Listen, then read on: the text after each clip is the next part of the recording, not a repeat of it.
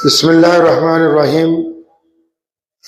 शुरू अल्लाह के नाम से जो बड़ा मेहरबान और निहायत ही रहम करने वाला है।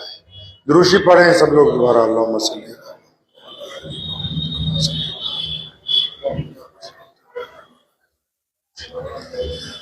अर्ज ये मैं कर रहा था कि पंजाबी की मशहूर कहावत है कि माड़े दी मर गई मां ते कोई नहीं लेंदा ना, तकड़े दा मर गया कुत्ता सारा पिंड नहीं सुता। मान लो जिसके पास 4 पैसे हैं, अब उसके घर में कोई इंतकाल हो जाए तब तो बात है, कुछ नहीं है तो कोई नहीं पूछता। और ताकतवर आदमी के घर में जानवर भी मर जाए तो हर एक बंदा पूछने के लिए। अभी कल की बात है, मेरे एक बहुत बचपन के दोस्त हैं, हमेशा साथ रहते हैं। तो उनके वालिद उत्तर प्रदेश से ताल्लुक रखते हैं, उत्तर प्रदेश और बिहार की सरहद पे। तो उनके इंतकाल पे मैं गया। अभी वो कल परसों मुझे कहने लगे कि गांव वाले कह रहे हैं कि अब्बा के इंतकाल के बाद पहली शबे बारात है, हर हालत में आना। मैं कहा अच्छा, क्या अब्बा की कब्र के साथ नई कब्र बना के उसमें साथ में लेटा जाएगा? मैं कितना कुरान पढ़ा अब तक बाप के लिए, फिर वो तो पढ़ा नहीं। उनकी हमशीरा को पूछा फोन करके, तूने बेटा कितना कुरान पढ़ा? हुआ पढ़ा ही नहीं। भी ये सारा ठेका तो मौलवियों को दे दिया है। 2026 आ गई, एआई का भी दौर आ गया और यहां फ्रॉड करने वालों का भी नया दौर चल रहा है। प्यारे नबी हज़रत मोहम्मद रसूलुल्लाह कहिए सल्लल्लाहु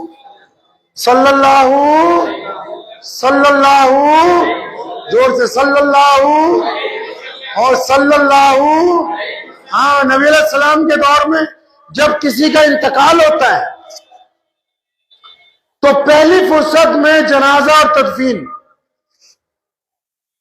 लोग कब्रिस्तान में ताजियत करते हैं, वापिस चले जाते हैं। आज 1450 साल के बाद कई जगह खरबूजे को देख के खरबूजा रंग पड़ गया। एक दफा दिल्ली जाना हुआ तो जनाजे में शिरकत थी। अब जनाजे के बाद जब घर पहुंचे, अब जो दूर से अजीजों अकारिब जाएंगे 200-400 मील से, वो तो वापस घर ही जाएंगे मैयत के। लेकिन वहां तो पता लगा कि इधर जब मैयत उठता है जनाजा तो पहले कोरमा बिरयानी वाले को ऑर्डर दिया जाता है कि वापस 300 लोग आ रहे हैं खाना खाने के लिए। जीना तो मुश्किल था ही गरीब आदमी का, इन गधों ने मरना भी मुश्किल कर रखा। मरना तक मुश्किल कर दिया। अब अंदाजा लगाएं, इस हद तक बददीनी आ गई है, इस हद तक बददियानती आ गई है, इस हद तक गुमराही आ गई है कि जीना तो गरीब का मुश्किल था ही।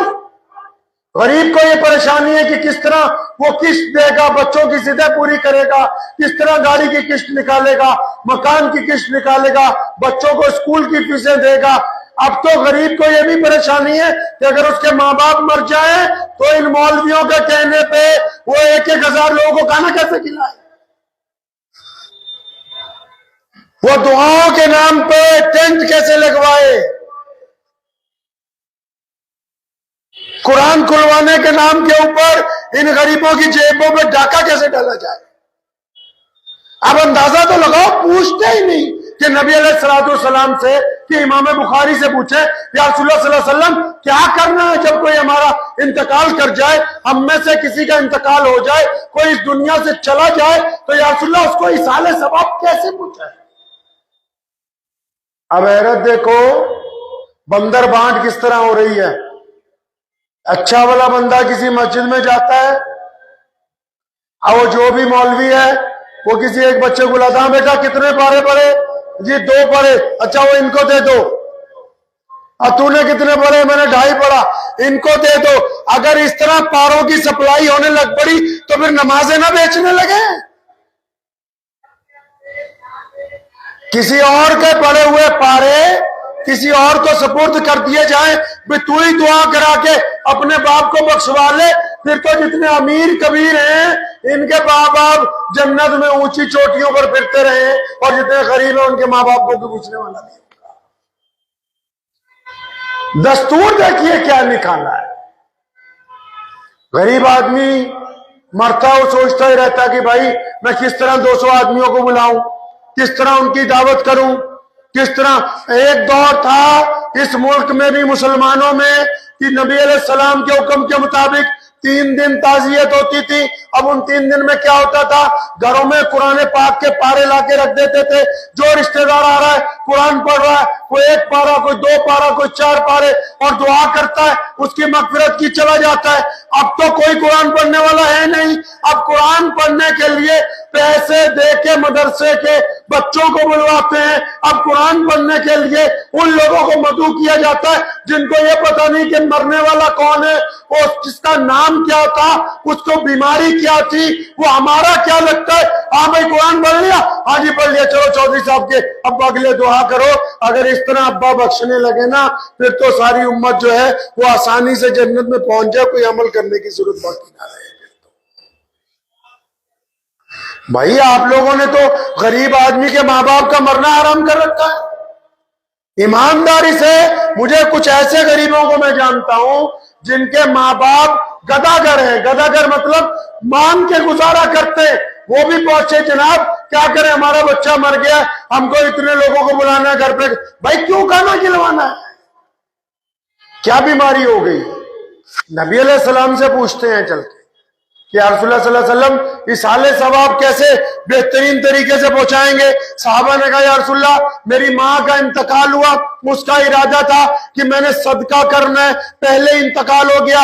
या रसूलुल्लाह सल्लल्लाहु अलैहि वसल्लम मैं सदका करूंगा तो क्या मेरी माँ को सवाब पहुंचेगा, मैं सदका करूंगा तो क्या मेरे बाप को सवाब पहुंचेगा, मैं सदका करूंगा तो क्या मेरे भाई को या जिसका इंतकाल हो गया सवाब पहुंचेगा। नबी अलैहि सलाम फरमाते हैं हाँ बिल्कुल, अगर आप सदका देंगे तो जिस नियत से देंगे उस बंदे को उसका सवाब पहुंचेगा। अब यहां क्या हो रहा है, हमारे यहां पंजाब में गैर मुस्लिम भाई भी और मुसलमान भी जब कोई मर जाता है वो इस तरह दावत कर रहे हैं जैसे पता नहीं बेटी की शादी हो, और एक दूसरे से आगे निकलने के चक्कर में। गैर मुस्लिम भाई बहन तो चलो फिर भी खाना खिलाते हैं, दाल रोटी सब्जी पनीर। हमारे वाले कोरमा वही बिरयानी नहारी पाए पसंदे। अरे भाई बाप मरा है, कोई खुशी की बात हो गई है, मां का इंतकाल हो गया, दुआओं का साया सर से उठ गया है, और तू आते ही कब्रिस्तान से बिरयानी की देगे खोलती, किस बात की खुशी है तुम्हें। जिस बंदे का बाप मर गया चारों तरफ के कुत्ते उसको नोचने के लिए तैयार है, बीच में गलीज रिश्तेदार भी, और तुम कह रहे हो कि खाना खिलाना बढ़िया। और ऐसे ऐसे बेईमान आते हैं रिश्तेदारों में से, हम खाना खिलाएंगे जिसने सारी जिंदगी ढंग से सलाम ना किया हो, जिन्होंने सारी जिंदगी कभी मोहब्बत से ना बुलाया हो, जो सारी जिंदगी बुराइयां करते रहे, जो सारी जिंदगी मारने की दुआएं करते रहे, वो बदबख्त भी कहते हैं कि हमने तुम्हारे बाप के मरने पे खाना खिलाना। आप बंदर बांट देखिए, हैरानी की बात देखिए कि जो रिश्तेदार सारी जिंदगी आपकी तरफ मुंह नहीं कर रहे, आपके माँ बाप के मरने की दुआएं मांगते हैं, आपके बर्बाद होने की बददुआएं देते हैं, वो भी बंदे के मरने पे कहते जी असी एक टाइम दी रोटी देनी, बल्ले हुण तुसी बचे हो रोटी देने ली। भाई ये सारा दीन क्या खाने पीने में आ गया है, सारा मजहब क्या कौरमे बिरयानी के दम पर चल रहा है। कर क्या रहे हो, ना जीना इस्लाम के मुताबिक है, ना मरना इस्लाम के मुताबिक है। कब्र वालों ने भी जोर लगा रखा है। अब मुसलमानों के इलाकों में जाओ, कल ही इत्तेफाक से एक रील आगे आ गई, वो उसमें बोल रहा है संगमरमर की कब्रें 30,000 का सेट है, टाइल लगी हुई कब्रें 20,000 का सेट है। कब्रिस्तानों में कब्रों का रेट तय है दिल्ली में कि फला कब्रिस्तान में कब्र चाहिए तो 1 लाख रुपए की मिलेगी। मरना तक मुश्किल कर रहे हो, जीना तो मुश्किल कर रखा था हुक्मरानों ने कि हर चीज महंगी है, और मरना मुश्किल कर रखा है मजहब के लोगों ने। जीना हुकूमत ने कि भाई महंगाई है, उनको महंगाई की कोई परवाह नहीं। अब मरना मजहब के वालों ने मुश्किल कर दिया। कोई बात नहीं, बाप मर गया कुरान खानी होगी, अम्मा मर गई कुरान खानी होगी, तीसरे दिन कुरान खानी होगी, पांचवें दिन कुरान खानी होगी, सातवें दिन कुरान खानी होगी, 90वें दिन कुरान खानी होगी, 40वें में होगी। और मान लिया जिनके पास पैसे हैं वो कर रहे हैं, अब जिनके पास है ही कुछ नहीं, अब उनका मुझे बताओ क्या उनके मुर्दे वहां पड़े ही रह जाएंगे कि उनका भी कोई हल है तुम्हारे पास? जिनके बच्चे खुद यतीम खानों में बैठे हैं, जो खुद सड़कों में मांग के गुजारा कर रहे हैं, तुमने तो कह दिया कि फला फला जगह कुरान खानी होनी जरूरी है, हलवा बिरयानी बनानी जरूरी है। जिनके पास अपने के लिए खाने के लिए रोटी नहीं, अब फिर उनका क्या होने वाला है कब्रों के अंदर भाई?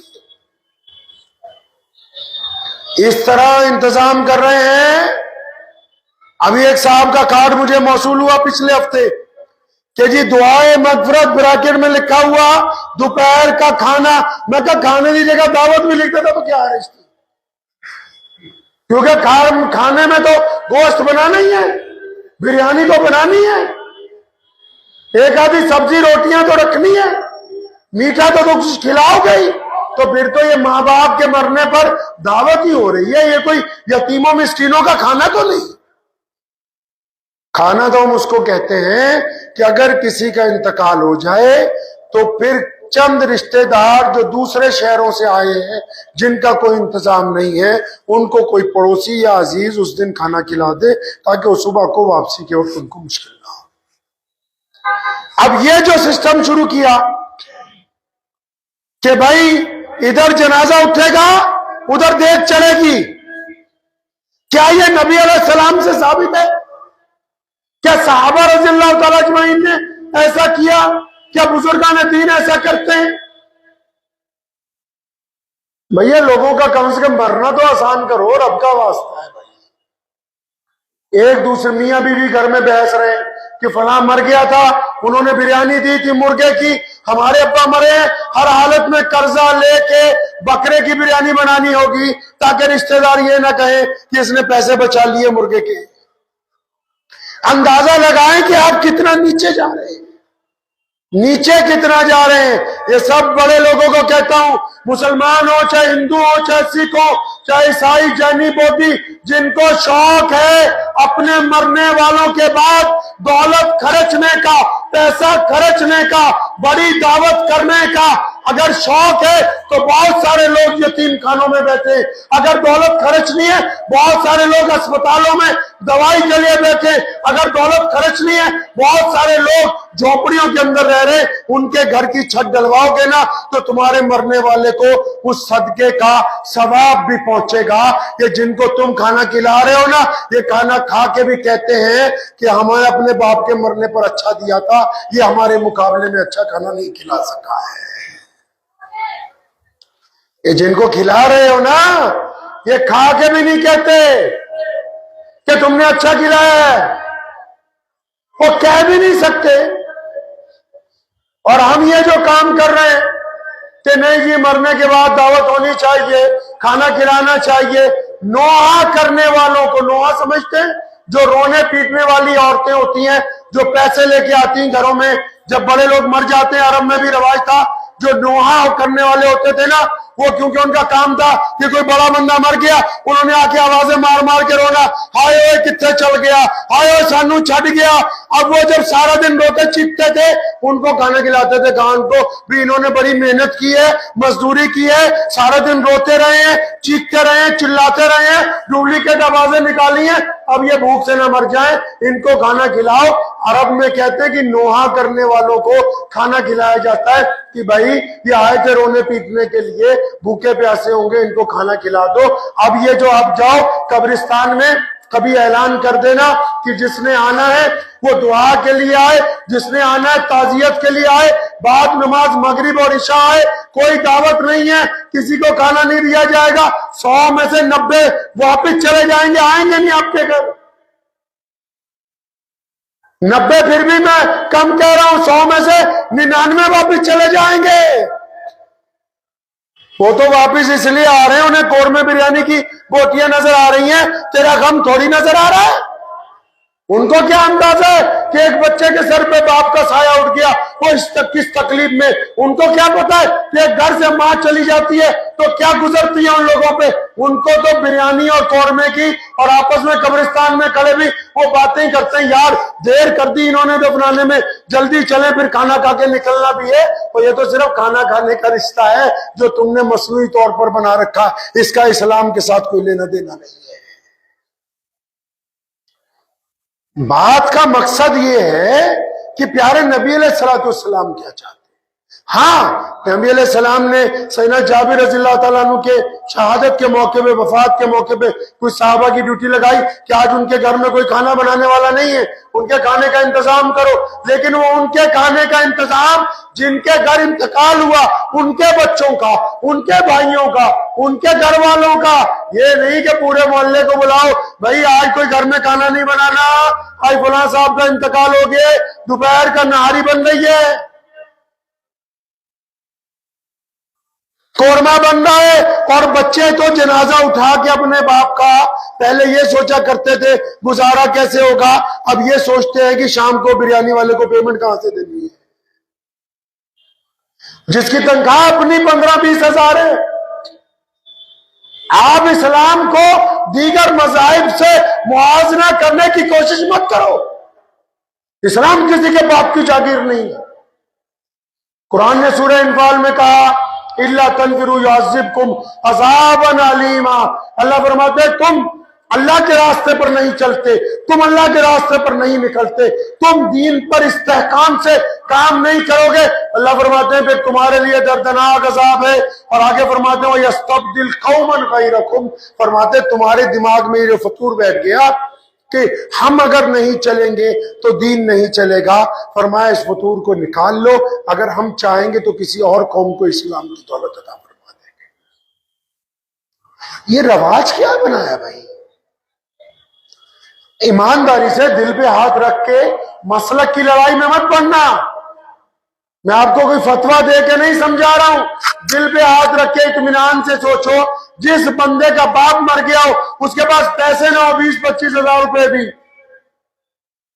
उस बंदे को अगर शाम को 5 देखें बिरयानी की उतरवानी हो तो वो किससे उतरवाएगा, किससे कर्जा पकड़ेगा, किसके दरवाजे पर जाएगा उधार मांगने के लिए? और ये जो खाने के लिए आ रहे हैं, क्या ये आसपास के शहरों से आ रहे हैं, उसी के मोहल्ले के, उसी के शहर के, वहीं के जानने वाले? इधर जनाजा पड़ा उधर देखें उतर रही है, कोई शर्म हया बाकी नहीं रही, कोई गैरत नहीं। साढ़े पंजाब च कहते होंगे सी पहला कि जब कोई मर जाता ना तो कौड़ी रोटी दिने। कौड़ी रोटी समझते हो? कड़वा खाना। कड़वा खाना मतलब कोई मर गया ना तो दाल उबाली, आटा गूंदा, मोटी मोटी रोटियां उतार दी। कड़वे खाने का मतलब बिल्कुल फीका फाका है। जनाजे में आए थे दूर से, क्योंकि रास्ते में अगर कोई नहीं मिलेगा खाने वाला तो ये बस अपना पेट में कुछ लुकमे डाल लो ताकि तुम गिर ना जाओ। कोई डायबिटीज का मरीज हो, कोई प्यासा हो, भूखा हो, इतना सा खा लो कि अपने घर तक पहुंच जाओ। अब कड़वा खाना तो बहुत पीछे रह गया, अब आलीशान खाना आ गया है। अब तो शादी, आप यकीन मानो, अब पंजाबियों भी पूछ लियो सारिया नो, गरीब बंदा ब्याह जिन्ने पैसे नहीं खर्च करता जिन्ने पैसे आजकल लोगों किसी ने इंतकाल तो बाद, मरण तो बाद ओदी दावत उत्ते खर्च कर रहे, शादी के उत्ते इन्ने पैसे नहीं खर्च होंगे आजकल। क्या मजाक है पैसे का, क्या मजाक बनाया है? देखिए भाई, अगर तुम अमीर बनी गए, अल्लाह ने तुम पर करम कर दिया, खुदा ने तुम्हें पैसे दे दिए, तो बाप के मरने के बाद, माँ के मरने के बाद कोई अजीज अकारिब मर गया तो उठाओ फिर पैसों की गड्डी, चलो किसी अस्पताल में किसी के ऑपरेशन के पैसे देते हैं, चलो फिर किसी झुग्गी झोंपड़ी वाले को 1 महीने का राशन लेके देते हैं, चलो किसी अपाई लूले लंगड़े की मसनूई टांग लगवा देते हैं, चलो किसी के घर के ऊपर टीन की चादरें डलवा दें जो बारिश में परेशान है, चलो ना फिर किसी गरीब की बेटी की शादी होने वाली है, उसको कह देते हैं कि सारा खाना मैंने बना के भेजना, इसकी जिम्मेदारी मैं ले लेता हूं। उस पैसे का कुछ फायदा तो हो, गरीब के मुंह में जाएगा, वो दुआ देगा, वो दुआ तेरे माँ बाप को लगेगी।